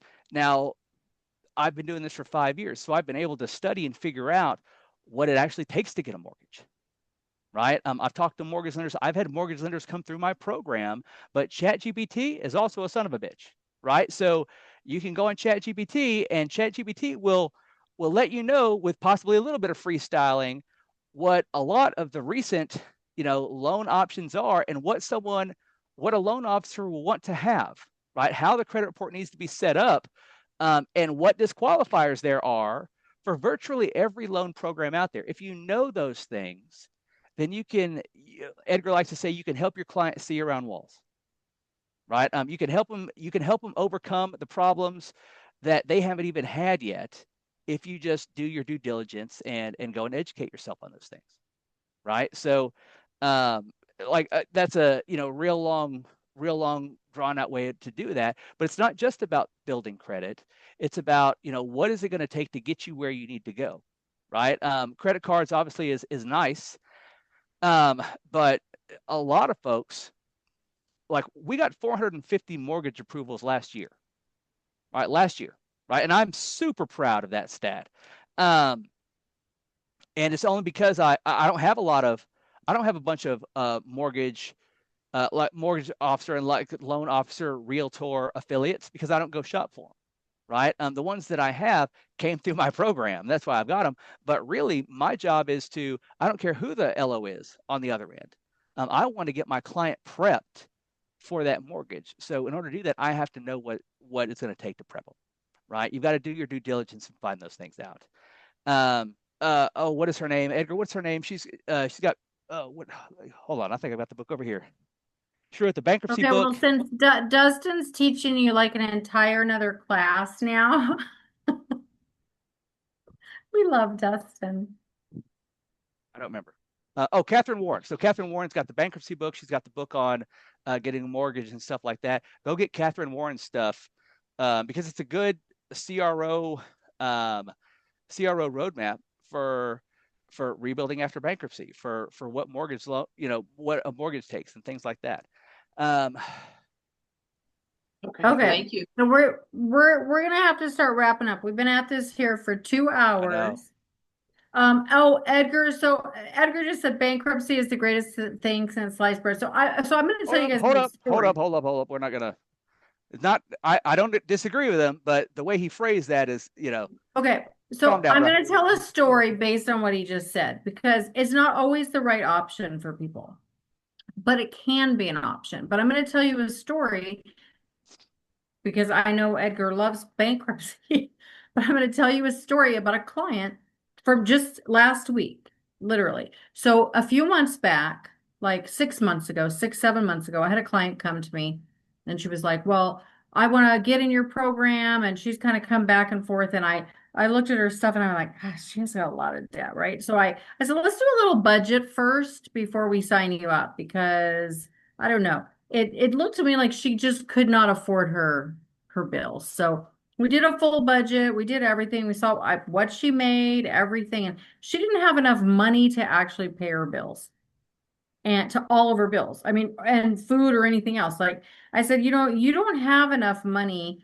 Like you cannot pay me my $295 for a credit evaluation. I did all this for free. I'm not going to take your money. And she just kept insisting, no, I need you. I really need help. I'm like, but I can't help you. So I'm not going to take your money. And I said, but what you need to do is go DoorDash at night to make $400 extra or $600 extra a month if you want to start whittling this down. And I sent her to undebt.it. It just was overwhelming. A couple months later, she came back. She was trying. She came back. And I said, you know what? I would file bankruptcy if I were you. You have no assets. You're renting. A bankruptcy, a Chapter 7 is probably going to be a really good thing for you. Okay, so let me tell you what her score was when she came to me. It was 513. Okay, that was her credit score when she came. She did go file the bankruptcy. Her bankruptcy discharged 1 week ago. Her credit score is now today, 1 week after her discharge, 663. Okay, Right. so I get what you're saying, Edgar. All of her collections are gone. They're all removed and deleted. Now we'll go look and see if she has any FCRA violations. Probably get her $1,000 in her pocket for whatever they didn't do right on there, right? Because Equifax is going to have some stuff that's still reporting a balance for sure. Huh? Equifax is going to have some stuff that was included in a bankruptcy that's still reporting a balance for sure. Right, and obviously that's what we do. So we go to the FCRA. So, but that is the difference. So this is good advice. This is actually helping your client, right? She is now through. So guess who just called me and paid my $295? Right. Because now she wants me to make sure she rebuilds properly, and she goes and I do the violations and clean up anything that needs to be cleaned up. Now I take her money. Right. Okay. Because I earned it. Yeah, well, and you're right. Like, and Edgar's right too. Like, bankruptcy is an incredible Can be tool great for consumers. It really is. Like, sometimes the way the way, and I've done this too, right? So I'm not knocking on Edgar. Like, I've phrased it in a way, because bankruptcy really is, for a lot of folks, kind of a reset button that they absolutely need, right?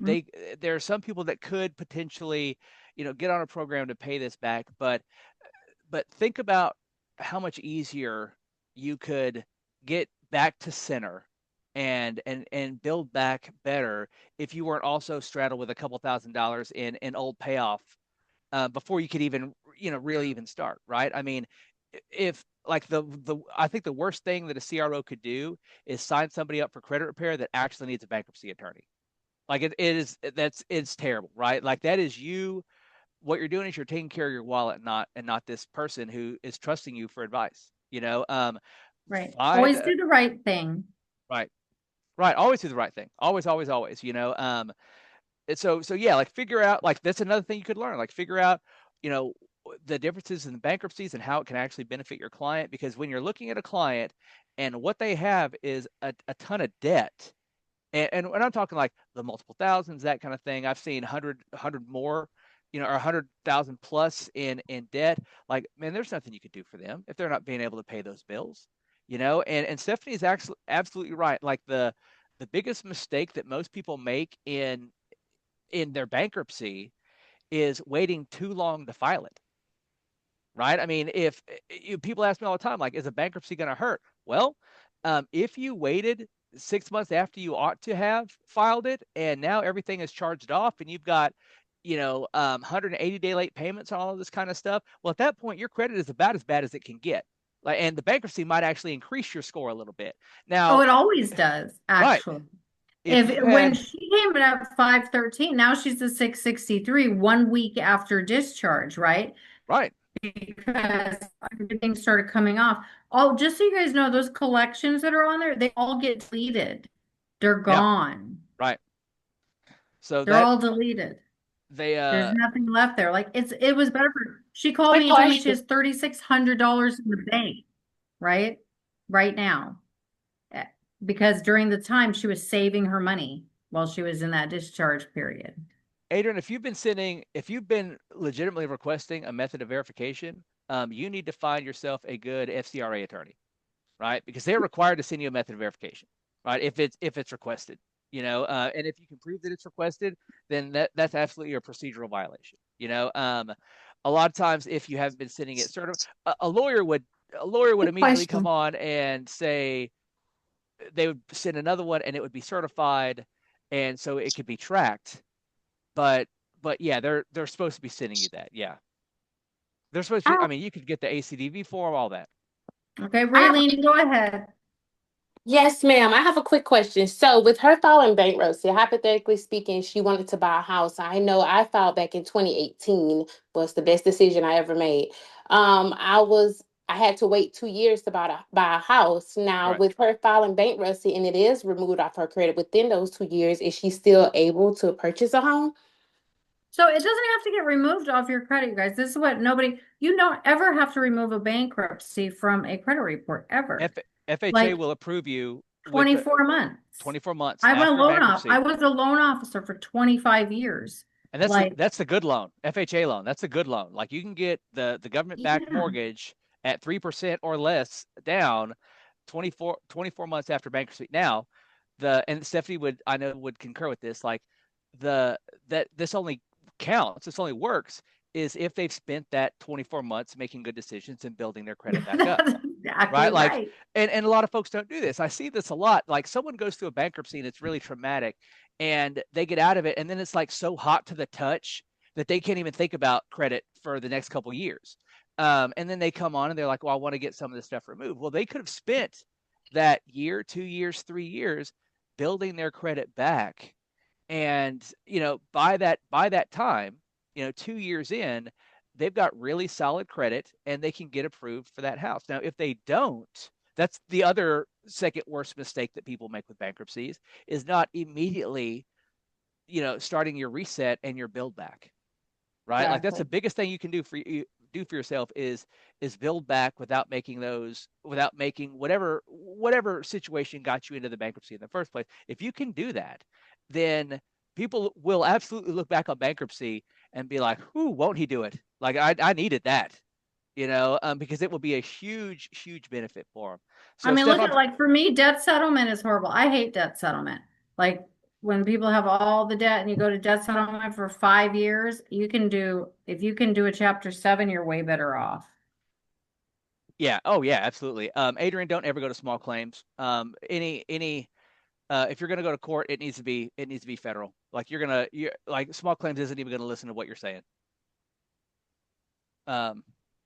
So just in the experience that I've seen, like small claims isn't even gonna listen to you. Steph, I appreciate you having me on. I'm always happy to come up, and maybe next time I won't take up so much time just jaw jacking. That's okay. It was all good So info. I We will. loved having you. Go ahead. Am I going to see you guys in May at CreditCon? Well, yeah, Okay. always. Okay. All right. So they were asking questions on here. Oh, sure, Dustin, sure. I just didn't want to.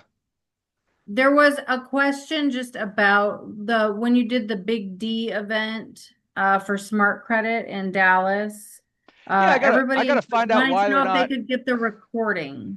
So I don't. Dustin, I'm sorry. I sent you those email addresses to your phone. Thank you.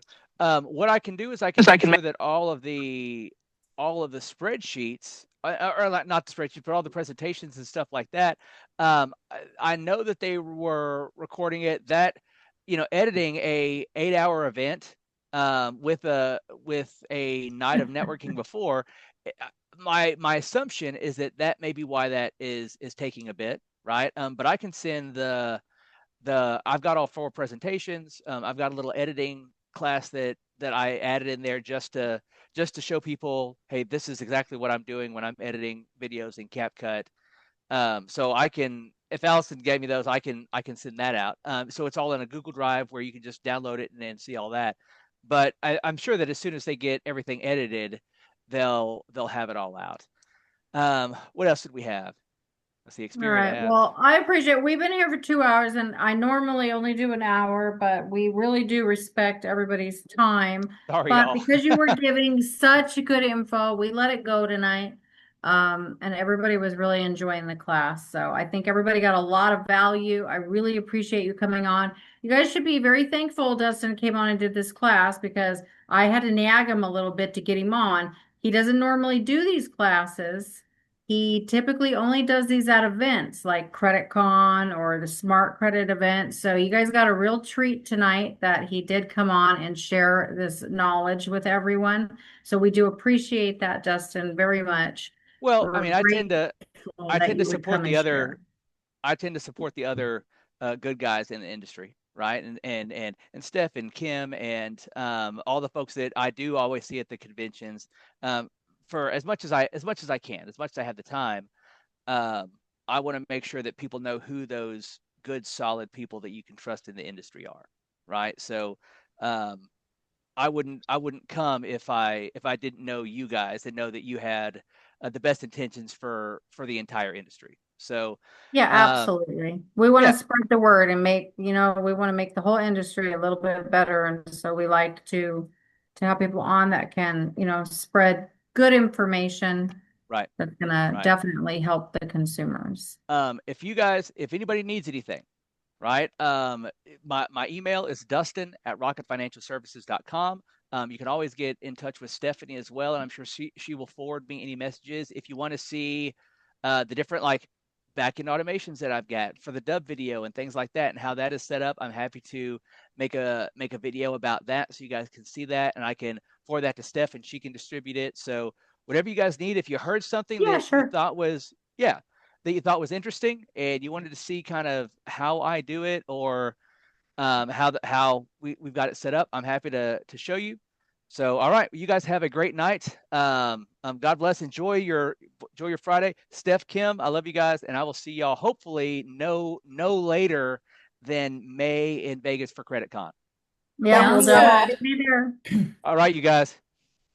All right, thanks everybody. Have a great night. Bobby, it's good seeing you, baby. Bye-bye. You too. Bye. Thank you.